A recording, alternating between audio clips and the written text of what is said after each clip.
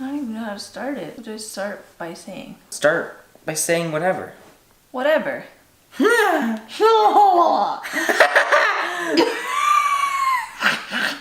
Hello. So it's April 13th, and on the 24th of April, 11 days. we are going to be leaving on a plane overseas for 77 days. So pretty exciting, also pretty scary. Terrifying. I have never been outside of North America. Have you left North America, period? No. But you've left I've Canada. I've left Canada, but I haven't left North America. And when I have, it's only like a little vacation just over a trip week or whatever. thing. So yeah, I've never really done anything, and I've never really done any extensive planning. So this trip required a lot of that. Yeah. Which we've been doing for Months. like a couple months, yeah, and pretty heavily too at the beginning. Like almost 8 hours of planning a day, to the point where I'm like crashing, and you're just like, I'll just stay up forever. Like, I can't, I'm literally dying. The scariest part for me is that we're alone and we're not gonna be with our family. Because I think as kids, naturally, you're gonna be with your parents, and they're gonna, like, you can, hold onto their arm whenever you're scared or you don't know what to do. But like, once we get on that plane, we have no one to hold on to but each other. And we equally know jack shit. So it's gonna be terrifying for probably the first couple of days. We gotta figure out like transit in another country. Once we get there, our own.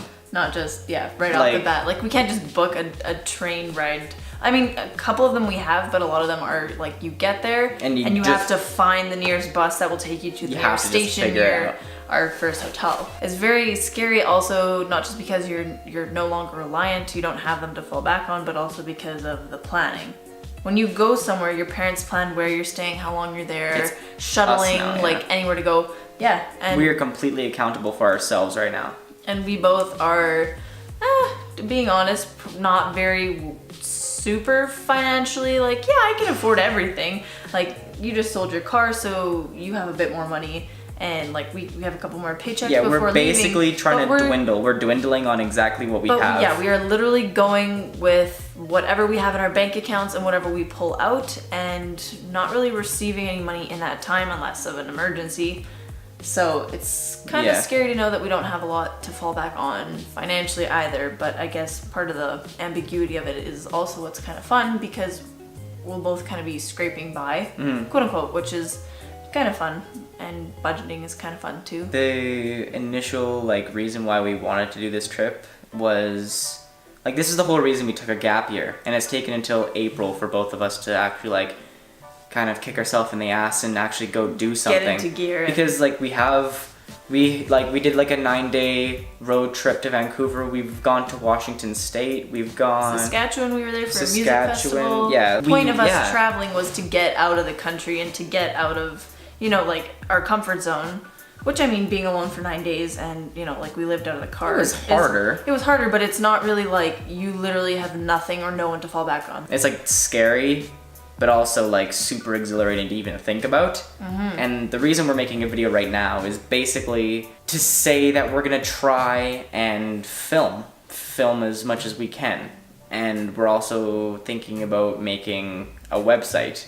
Most of the filming and the editing is gonna come from my part. And the thing that she likes the best is writing. She likes writing more. Basically, what we're doing there, which is also kind of important, is we're not actually just hanging out and touring and staying True. in a hotel. Never even talked about it. In exchange for work, you get free food and free lodging, living. Yeah.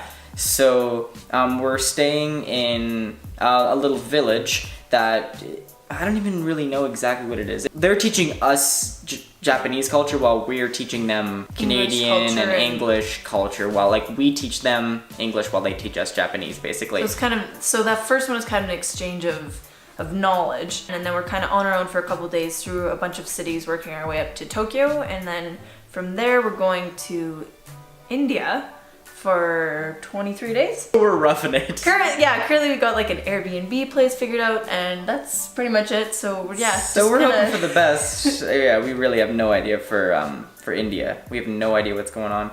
yeah, it'll just kind of happen as it happens, flow. I guess. Yeah, and then our last stop is France. So we're there for 11 days. We're gonna be in France. We're gonna be in Paris on your birthday. Oh, my birthday. That's pretty exciting. The reason we're making this video now is basically to launch this channel, I guess, relaunch it. And I'm sure, I mean, people have seen, there's like 25 views on each of the videos that I've already posted. Those were made last summer, and those are just kind of test vlogs to get people to start watching, to get people to re-look at my channel, because I'm gonna start posting a lot. And I don't know if I'm gonna post every day, because I don't know if I'm gonna be able to find an internet, but I'm for sure gonna be making videos every single day. I think the other part of setting them out is to kind of show kind of the content you're gonna be presenting, because your old YouTube was, it was fun and people like watching it, but it wasn't what totally different. So you're bringing it back, but you're bringing it back A, in a style you want, and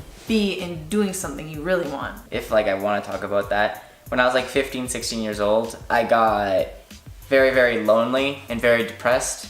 And basically how to aid that, I resorted to YouTube and watching YouTube a lot. And I got obsessed to a point where I felt like I should be doing the things that the people I was watching were doing, so I started making videos like them, and they're cringy as fuck.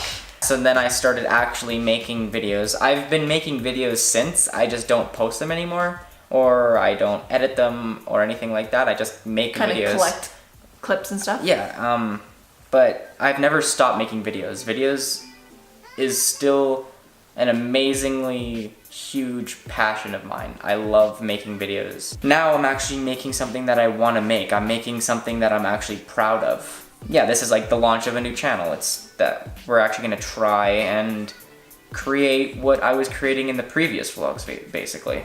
You can follow us if you want to. Like, we're not asking you to, but if you are generally interested, then feel free. Yeah. And it's not really about like promoting like, we need likes, videos, this, like, no, whatever. It's just literally, we're super excited and want to kind of, I know. Share. My whole life I've been inspired by YouTube. I've been inspired by YouTubers like Sawyer Hartman or Casey Neistat, like all these people that make these daily videos. They make you actually want to do something. It's so cool, and it makes you love life. It makes you understand life to a different level, and that's a big reason why I want to even start making this. I want to inspire someone to do the same thing. Don't trap yourself in society. The only thing stopping you is you, and we stopped ourselves for so long that we're kind of like, well, that was dumb. Pretty much, and now we're being given an opportunity to inspire people to do the same as us, like to follow our footsteps. So after that very rambly video, you know what to expect. What to pay attention to, and if you're interested in paying attention, or what's the proper word? Invest. Yeah, if you're if you want to invest in us, in our adventure, you can go to our Patreon website. Yeah, no, not quite. That's pretty much it. Ready for the cool outro? Bye! I'm gonna do our porn now. Okay.